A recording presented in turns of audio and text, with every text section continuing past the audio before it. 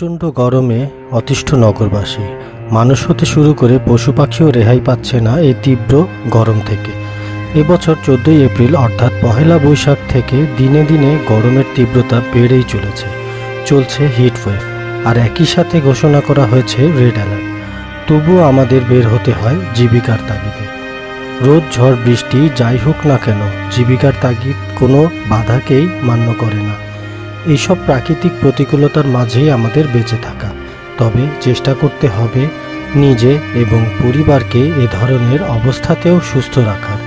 আল্লাহ যাতে এরকম ভয়াবহ অবস্থা থেকে আমাদের মুক্তি দেন, আমিন।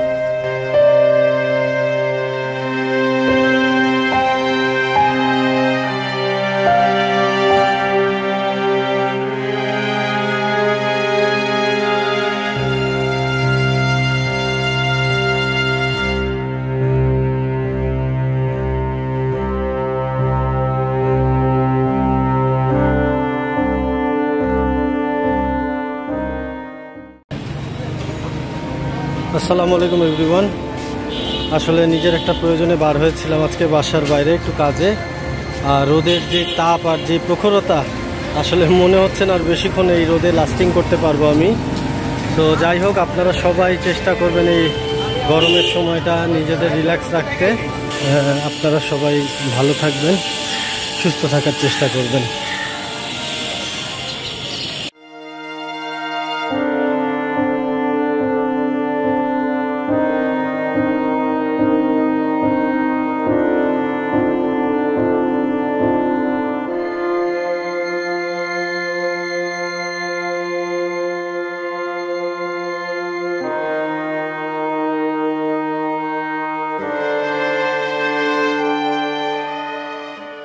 আসলে গরমের তীব্রতা টিকা যাচ্ছে না। আর এই যে এখনও আমার ডিভাইসে শো করছে 40 ডিগ্রি সেলসিয়াস।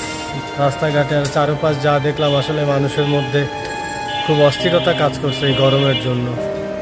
আর এইটাই আর কি টুকটাক ভিডিও করে আপনাদের মাঝে তুলে ধরা।